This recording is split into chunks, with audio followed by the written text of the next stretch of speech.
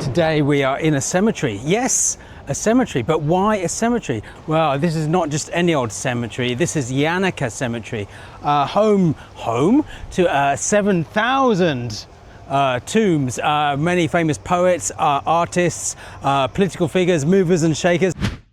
We're going to uncover the story of the Lost Pagoda and a tragic love affair which ended in the ultimate sacrifice. And we'll also be visiting the final shogun's resting place, the last shogun of Japan. And we're going to delve into the mysteries of his missing gold. And finally, we'll meet one of the big movers and shakers who straddled both the old shogunate and the new Meiji imperial era. And he is better known as the guy on the back of the 10,000 yen note.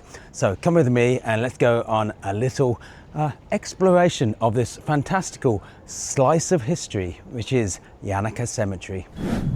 So everybody, before we visit our first site of adventure today, this wonderful long avenue is known as Sakura Street or Sakura Dori, and this is a bit of a backstreet secret because in the cherry blossom season this is just absolutely mind-blowingly beautiful and is a really nice place to escape the crowds if you want like an alternative view of the cherry blossom season, and it's definitely a lot more local.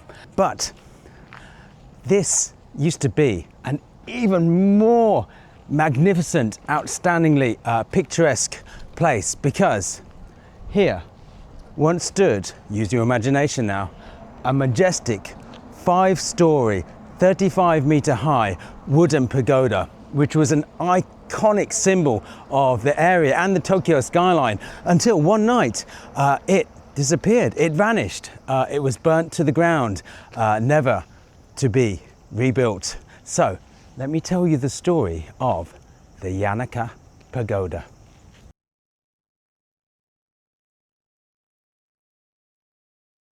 One summer's night in 1957, suddenly the neighborhood was awoken to a massive blaze lighting up the sky because the pagoda was on fire. Firefighters battled through the night into the early hours, but they couldn't save the pagoda. In the morning, all that was left was a pile of timber and ashes. And when the investigation team went inside to try and find the mysterious cause of this fire, all they found, well, was quite a sight actually.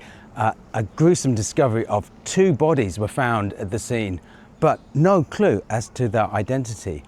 But when they searched a little bit harder, what they did find laying nearby was a small seamstress's thimble, because the lady was a 22-year-old employee of a local tailor shop.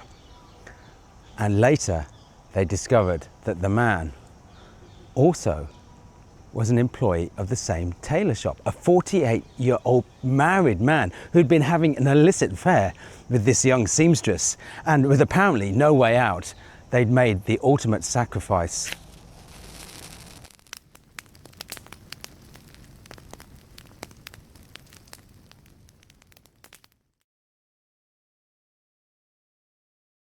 And so the mystery of the Yanaka Pagoda fire was solved. Anyway, everybody, all that's left here now is a small children's playground with a little swing at the back there, in amongst this fantastic cemetery. But it's a really nice place to come, and it's just an interesting little slice of history, which is to be found in the Yanaka Cemetery.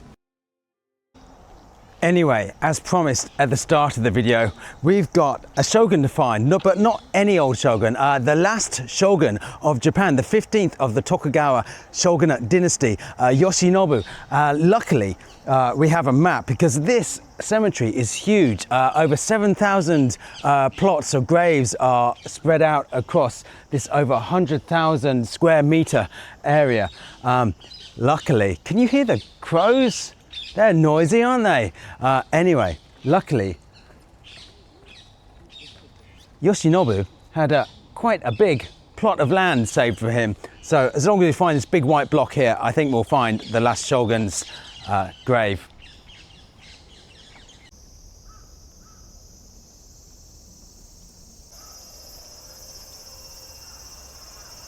So the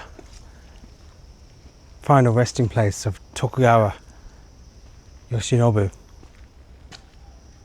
is behind this kind of long closure. So you kind of have to walk around it to find the main gates, as it were. Yoshinobu was a reluctant shogun, shall we say, and he kind of oversaw quite a tumultuous event, that of the end of the samurai and the shogun rule and the reinstating of the Emperor Meiji,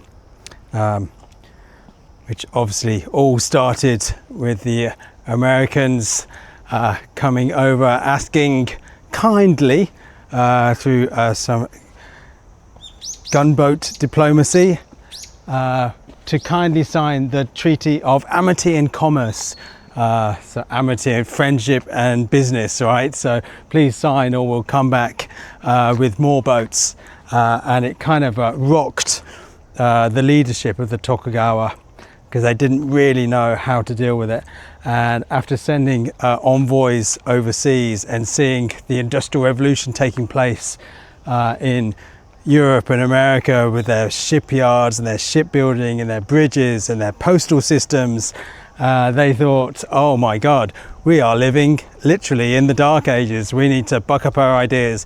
And so there was a big push to oust the dictatorship of the Tokugawa dynasty and reinstate the emperor, which obviously was successful, and that paved the way for a modern Japan, as it were. Anyway, I still need to get in and see the final shogun. And here it is. I believe we're at the back.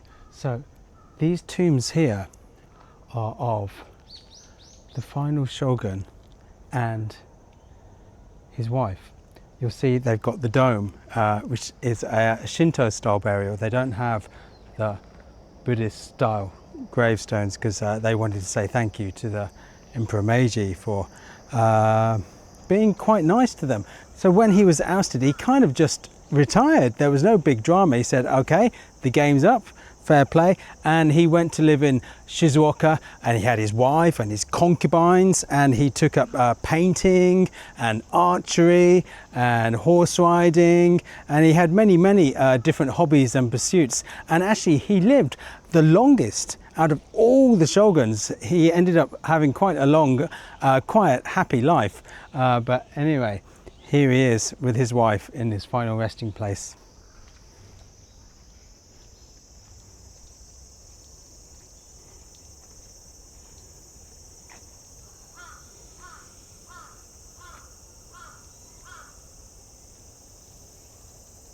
Anyway, I was going to tell you a story about Yoshinobu's lost gold.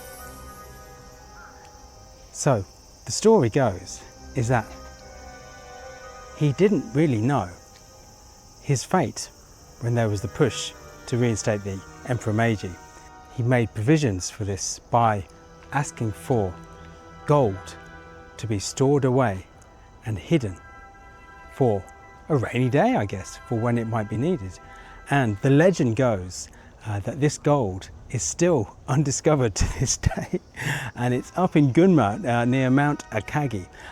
Multiple people have been searching for this lost gold ever since. In fact, in the 1990s, there was a TV show where they followed an explorer for the missing gold, and they provided him with 12 mechanical diggers and cranes, and they filmed this TV series kind of egging him on to come and find this missing gold. But at the end of each episode there was kind of like a cliffhanger. They'd find an old bottle and they go, oh, maybe this was Yoshinobu's wine bottle, and then the next week it's revealed, no, it's just an old bottle.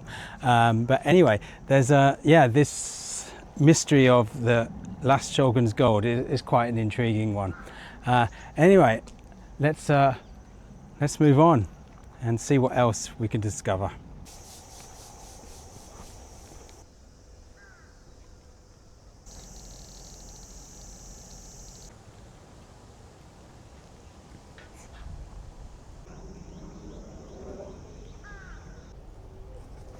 Another thing about Yanaka Cemetery is that there's a frighteningly inordinate amount of crows here, and crows in Japan and folklore and history are quite menacing, quite terrifying creatures, and they actually are in real life.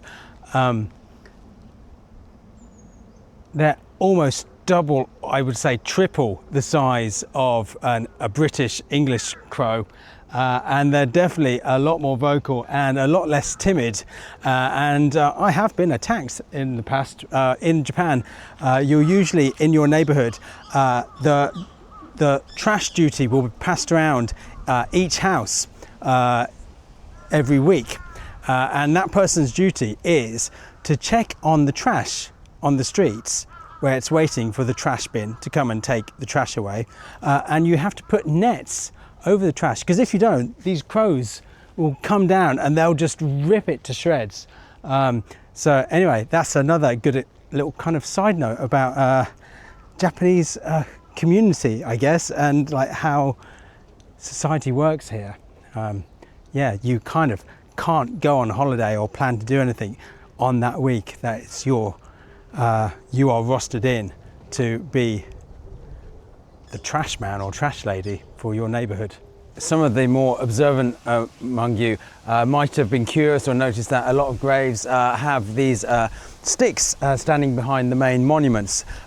These are called sotoba, and what these are, they have the inscription of the deceased posthumous Buddhist name, the day of death, and some kind of epitaph written, and these are basically renewed whenever they get worn through or the family decide they need to get a new one. So there's no particular set time they're going to be renewed. They cost between I imagine this cemetery between 5,000 and 10,000 yen to get a new one. And just a little aside, like the 5-story pagoda, in case you don't know, is shaped in 5 levels, because in the Buddhist world, all the material things which make up existence in the world are earth, water, fire, air, and the mysterious 5th element, ether, or that thing that binds everything together. And again, you can see these little notches, 1, 2, 3, 4, 5, which are kind of again mimicking these pagodas with these 5 etchings in there. Anyway, so these are sotoba, which are basically memorial sticks for the deceased. Anyway, we have one more special guest to visit today, so follow me and let's see if we can find him. So everybody, after discovering the mystery of the missing pagoda and paying our respects at the final resting place of the last shogunate and exploring the mystery of his missing gold, our last guest today is quite an honoured guest, for here, everybody, lies the grave of the father of capitalism, Shibusawa Eiichi. Now, Shibusawa Eiichi is quite a pivotal guy because he kind of straddled both the shogunate and the Meiji period. He was an advisor to Yoshinobu until he finally kind of succeeded his role and handed over to the Meiji emperor. He's known as the father of capitalism, and he began life as quite a wealthy farmland, but up north, up in Saitama, and he actually ran away to Kyoto, which is kind of where he met his rich donors who kind of helped him on his way to success. It is said that companies he helped and founded number over 500, and over 160 of these companies are still thriving today. But what sets him apart was he believed, because of his Confucianist training, having read and studied Confucianism as a child, he believed that commerce and the public good should go hand in hand. So not only was he a raging capitalist and helped start many companies, including Japan Rail, but he also helped fund and found many schools, colleges, hospitals and charitable organizations. So I just want to say big respect to Shibusawa Eiichi. So next time you're spending a 10,000 yen note, please have a look on the back and pay your respects before you spend your money to the father of capitalism, or come here and pay your respects in person. Anyway, everybody, I hope you've enjoyed this, what I believe to be a respectful trip around Yanaka Cemetery. It is a place where people come and jog and come for little walks out. So don't be shy, do be respectful, obviously, especially in light of recent news and certain overseas YouTubers who are just not quite getting it when visiting this wonderful and amazing country. But yeah, please check out some of my other videos. Please like and subscribe. I'm only a small channel, but I believe I'm making kind of unique, original, interesting content, which isn't quite out there. So I can take you around the back streets and help you explore some of the culture, some of the history, and you can just listen to a strange little Englishman waffle on and on about some kind of very niche, obscure nonsense. So yeah, thanks everybody who's watched my videos so far, and hopefully more to come in the future.